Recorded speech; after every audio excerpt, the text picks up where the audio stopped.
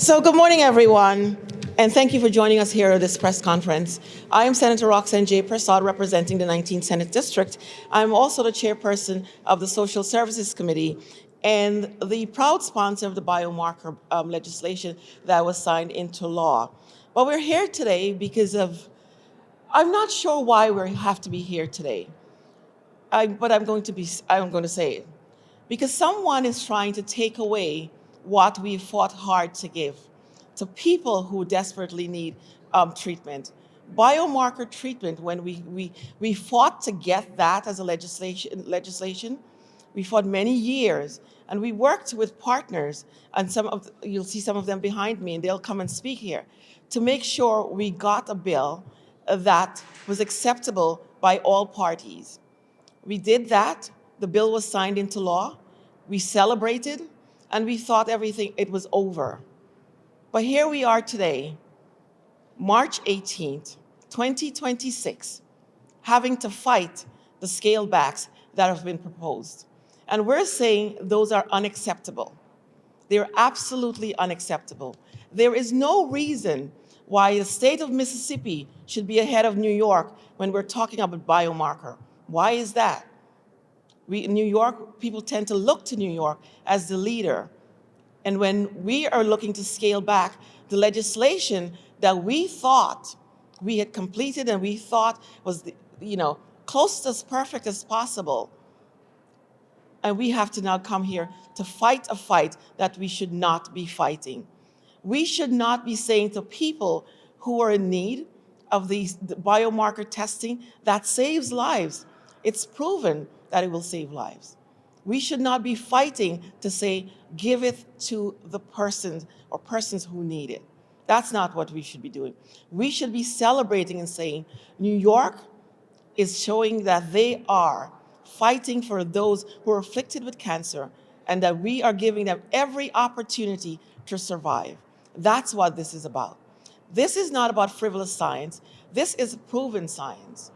And so today, we are asking the governor, we're asking the state senate, we're asking the state assembly, that as they're negotiating the final budget, that they reject the proposals that were placed in the executive's budget proposal. We are not accepting that because we fought too hard to get to the space that we're in. And we fought too hard for the people who are standing behind us, who are depending on us, so that we can give them a longer life. That we can say to them, we have got your back. We want to ensure that the best treatment outcome for you is what we are fighting for. And this is what biomarker treatment is about. Making sure the individual has the targeted treatment that they deserve. And if we're not willing to fight for them and say that treatment is what they should have, then we're not in the right space. We are not in the right space. So I am asking all of my colleagues in the Assembly, in the Senate, and I'm asking the governor to please reject that proposal. It is unacceptable. Let us have the conversation. If there is something that you need to have a conversation about that you do not understand, let's bring the experts to the table so that the experts can answer the questions and reject what has been proposed in the budget. We are not accepting it. Have I said that often enough? We are not accepting that. We have worked too hard to get to where we are today for us to say, you know what, we are going to roll back all of that. And so myself and Assemblymember Pam Hunter, when we heard about the proposals, we immediately contacted the governor's team and said, we are not accepting of this. I think we've spoken with people in all walks of life, letting them understand in the public space that we are not accepting of this. And Pam, the Assembly member should be here shortly. But if we scale back the legislation that was signed into law, we are basically creating a two-tiered healthcare system, and we should not be doing that. There is absolutely no way that in New York State, we're saying to people that we're going to have a two-tiered healthcare system. Our healthcare system already has issues that we're fighting. Why are we adding more to it? So Patients with private insurance would retain access to biomarker testing if we use what has been proposed, while those covered by Medicaid, often are seniors, working families, and communities of color, would lose that same access. Why is that? That should not be, and it should not be acceptable. This is not what healthcare should be. We talk about making sure healthcare is accessible to all, but here we are today talking about something that's being taken away.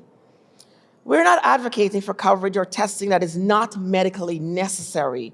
I want to make sure everyone understands this. This is healthcare testing that is necessary. What we're advocating for is simple, that medically necessary biomarker testing remains available to patients regardless of their insurance status. That's what we're working for. Rolling back the coverage would not only undermine the intent of the law, it would jeopardize patients' outcomes and widen existing disparities to cancer care. We are not accepting of that. That is why today we are here to fight, to ensure that the budget that's going to be enacted, hopefully on April 1st, does not have the language that has been proposed. We are committed to fighting, to pushing back on that, so that the people who are depending on us again will have access to biomarker treatment that they should. I want to say thank you to all of the advocates, the patients, the partners who are standing with us today, and I look forward to working with my colleagues again to ensure that the final budget reflects our shared commitment. Again, we are not accepting of the language that has been proposed in the executive budget when it comes to scaling back on biomarker treatment. I will now pass it on to my colleague, Senator Bailey. Thank you. Thank you. Thank you, Senator Persaud. Yes, please give her a round of applause. Those of you who know me know my affinity for Senator Roxanne Persaud. Seriously, I call her my big sister, and we often call her the conscience of the conference. Because when she speaks up on things, she speaks up on things that matter.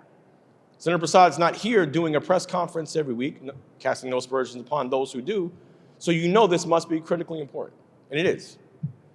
Last I checked, cancer does not metastasize in a cell differently based upon your level of insurance.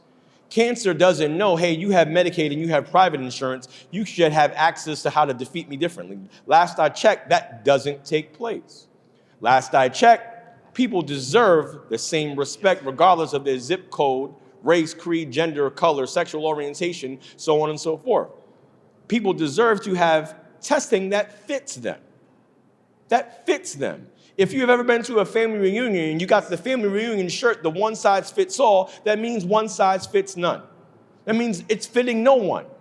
When you have acute care, you have specialty care that is catering to your body and what's happening to you and your other comorbidities and other things happening, you should have this biomarker testing so that you can have the best possible care so that you can live.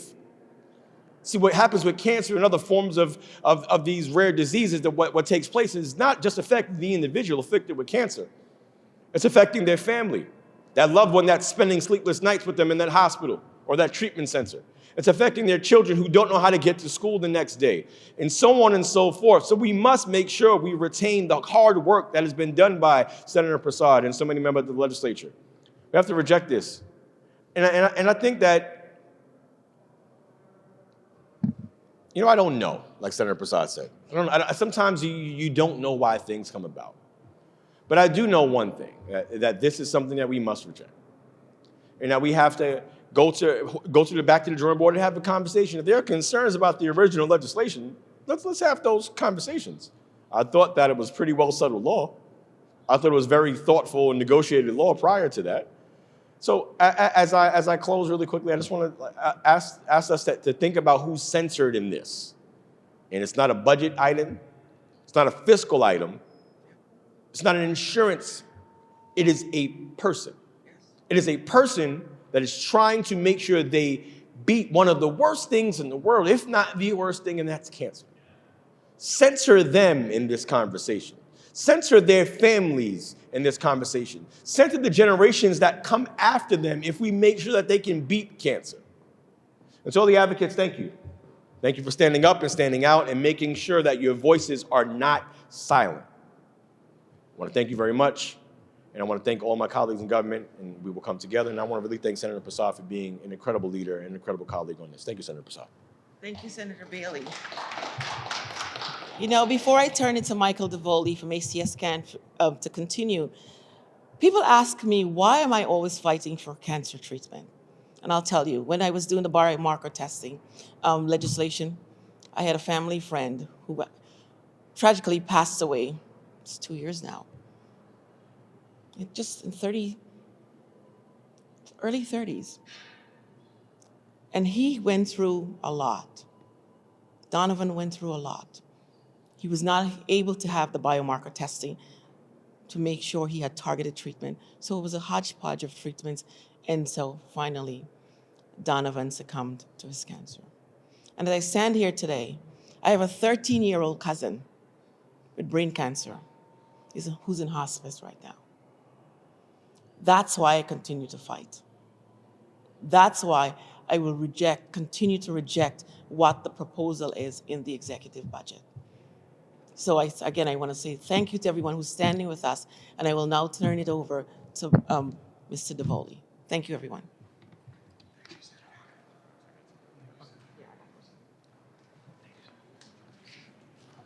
Good morning. Senator Persaud, Senator Bailey, thank you so much for being with us here today. My name is Michael DeVoli. I am the Senior Director of Government Relations for the American Cancer Society Cancer Action Network. I will fully admit I have the unenvious job of following Senator Persaud and Senator Bailey, because I realize right now as they're speaking that everything that I was about to say really doesn't matter because they said it better. So I thank them for making my job easier and harder at the same time. Joining us today are not just cancer advocates, but we're joined today by patient advocates representing NAMI New York, James NAMI New York, the National Association of Mental Health, the Public Health Association, the Alzheimer's Association, the National Organization of Rare Diseases, because biomarker testing is not just about treating cancer. It is about treating diseases across the board. It is about giving hope to people battling disease. 3 years ago when we were in this fight, I remember meeting with someone from the ALS Association and them telling me about how what biomarker testing means to them is it gives a patient battling ALS hope for the future. It gives a patient battling cancer the tools to survive their cancer. It gives providers the best tools to ensure that they can deliver the best possible treatment for their patients at the right time. Biomarker testing is standard evidence-based medicine. It helps clinicians match the best treatment for their patients at the right time. Biomarker testing helps patients and providers avoid delays, avoid side effects and ineffective treatments, and ultimately avoid wasting healthcare dollars. Biomarker testing is transforming how we treat cancer and other diseases while helping reduce healthcare costs. That is why the legislature just 3 years ago passed this historic law. And at the time, I believe we were the 11th state in the nation to do that. We are now up to 23 states around the country. We did this because we recognize the important role that biomarker testing plays in not only improving patient outcomes, but reducing long-term healthcare costs. The governor's proposal would reverse that progress. It would take away that established coverage criteria from Medicaid, but allow private payers to continue, further reinforcing the divide between the haves and the have-nots, further saying that if you have private insurance, that's great. If you have Medicaid, not so great. So let's be clear, this proposal is short-sighted, and it is simply an attempt to save money at the expense of patient outcomes. As currently written, the biomarker law includes several evidence-based criteria to guide those coverage determinations. While the executive budget rolls back all of those criteria and simply says, we're going to defer to the Department of Health and let the Department of Health make the decision about what patient coverage, coverage a patient should get. The Senate and the Assembly take divergent paths. The Senate takes the correct path. The Senate rejects this outright and says that biomarker testing and improving patient outcomes should be based on science and not the whim of an agency. The Assembly takes a different path. The Assembly rolls back some coverage, but keeps others. One key thing in what the Assembly would do is roll back the coverage criteria that is nationally recognized clinical practice guidelines. In oncology, these national clinical practice guidelines are absolutely critical to patient care. When you look at what insurers use to determine their own coverage, more than 90% of private payers use nationally recognized clinical practice guidelines to determine coverage themselves. And providers themselves use clinical practice guidelines by more than 90% to make their own recommendations. So rolling back the coverage criteria as what the governor would do would be horrible for patients, but what the Assembly does is no better. So let's be very clear. It is not a compromise. It is an abandonment of the fight against cancer that would put patient outcomes at risk and make it more difficult and more costly in the long run. So let me conclude by saying this. When I first started at the American Cancer Society, one of the things that I often heard was this notion that as a cancer patient, you think about the decisions in your cancer journey being made with your family, with your doctor, sitting around your kitchen table or in a doctor's office. But what more and more is the case is those decisions that impact a cancer patient's journey are actually made in the halls of government without patients even in the room. Decisions that the legislature and the governor make today dramatically impact the potential life-saving outcomes for a patient. And that is why it is absolutely critical that we defend science and defend this legislation, which says that if a patient can benefit from biomarker testing, then they should have access to it. So now I'd like to introduce first one of those incredible cancer survivors, Colette Smith, to share her personal story of biomarker testing. Thank you.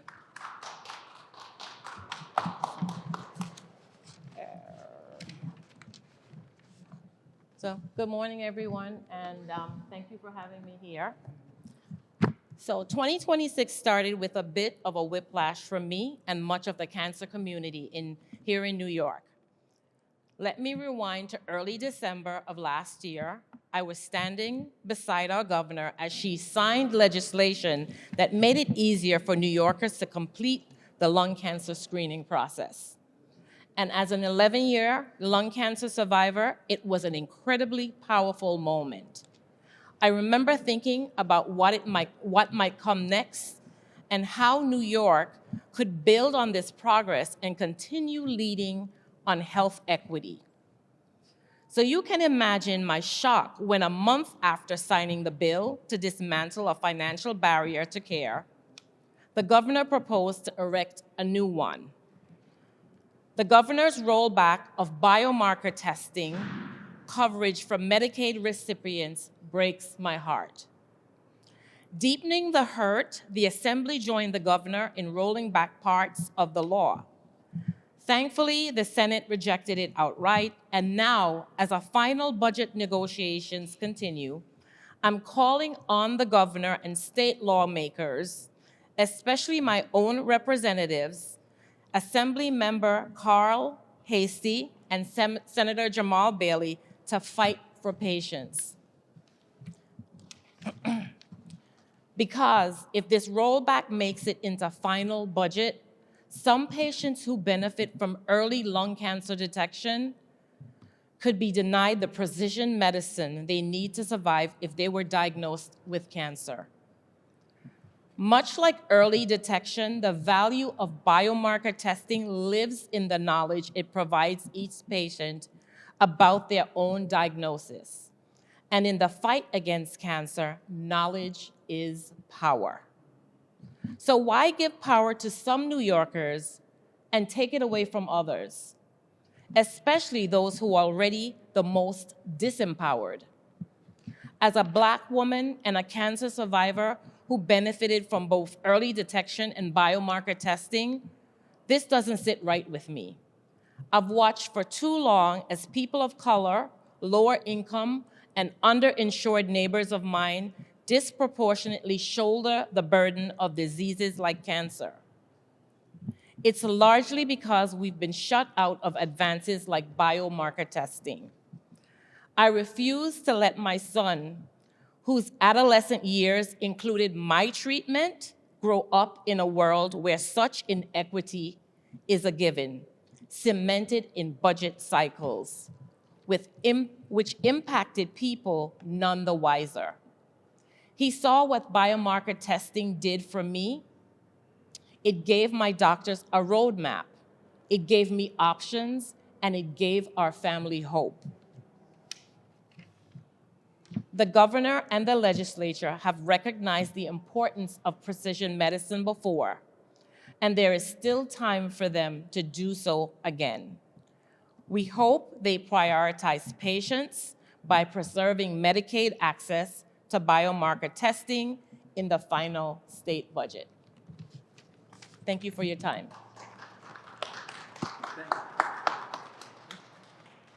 Thank you, Colette. And I have to show this. This is a photo of the lovely Colette standing with the governor as she's signing into law the lung cancer bill last December. So this is, you can imagine the feeling that you get when, of emotions. When you talk to a cancer patient, one of the things they will often say is, there's nothing scarier than hearing those words, you have cancer. The only thing that is potentially scarier is being told that your insurance won't pay for the testing or the treatment that could save your life. And that's what this is all about. This is about saying, we have a tool that can potentially save someone's life, and we're going to limit it to some people, but not to others. That is not the state. That is not a policy in a state that I want to live in. And as I've mentioned in my own budget testimony in February, a budget is about priorities, and it's about what you believe in. And I do not fundamentally believe that New York State believes in denying some people a life-saving tool, but saying to others that they can have access to it. So our last speaker for the moment is Bill Gustafson from the Alzheimer's. Bill? Good morning. I'm Bill Gustafson. I'm the New York State Director of Government Relations for the Alzheimer's Association. Senator Persaud, thank you for your leadership on this issue. On behalf of the Alzheimer's Association, we appreciate the opportunity to stand with the American Cancer Society and firm our call to the legislature to reject the governor's proposed changes to biomarker testing. The Alzheimer's Association is the largest voluntary health organization in Alzheimer's and dementia care, support, and research, in addition to the largest Alzheimer's advocacy organization in the world. There are currently 426,500 New Yorkers aged 65 and older living with Alzheimer's disease, but as many as half of them are not officially diagnosed. An early and accurate diagnosis of Alzheimer's can improve access to care and support services, enhance quality of life, and reduce the financial impact of the disease. With the historic approval of treatments that slow the progression of the disease, early detection and diagnosis of Alzheimer's are even more critical to ensure individuals receive the most benefit at the earliest point possible in the progression of the disease. Current diagnosis of Alzheimer's relies largely on documenting cognitive decline, at which point the disease has already caused severe brain damage. Experts believe that biomarkers offer one of the most promising paths to improving dementia detection, diagnosis, and treatment. The FDA has cleared the first blood test to aid in the diagnosis of Alzheimer's disease. The test detects amyloid plaques, a hallmark of Alzheimer's disease, through a blood draw. This test is less invasive, more affordable, and more accessible than other more commonly used diagnostic tools. Scientific advancements in biomarker testing must be made available to the general public in order for the full extent of the benefits to be realized. Medicaid coverage for all kinds of biomarker testing must keep pace with innovations and advancements in treatment. This kind of short-sighted move will only cost the state significantly more on the back end. Alzheimer's disease already accounts for $6.8 billion in Medicaid costs. So reducing access to early diagnosis from the state's Medicaid program in an effort to save $50 million is likely to drive costs to the Medicaid system up, not down. Biomarker testing could democratize the diagnosis of Alzheimer's disease, but by rolling back Medicaid coverage, the executive budget harms the very people the state claims it wants to help in its own prevention agenda. Biomarker testing should be accessible to all New Yorkers, which is why we are standing here today to call on the legislature to reject the governor's proposal and ensure equitable access to biomarker testing. By doing so, we can reduce the time it takes to receive a diagnosis and enable access to new Alzheimer's treatments and care planning. Thank you. Thank you, Bill. All right. And so just a thank you, Bill. Thank you, everyone, for being here today. And thank you, Senator Persaud, for your tireless efforts on not just this, but a whole host of different public health issues. So I know there's a lot of them. So just to conclude, our call today is to the legislature and to the governor in the final budget negotiations to reject changes to the historic biomarker law from 2023. Do what is right for patients. Do what is right for our long-term fiscal situation in New York State, and do not balance the state budget on the backs and of patients. And let's get this done.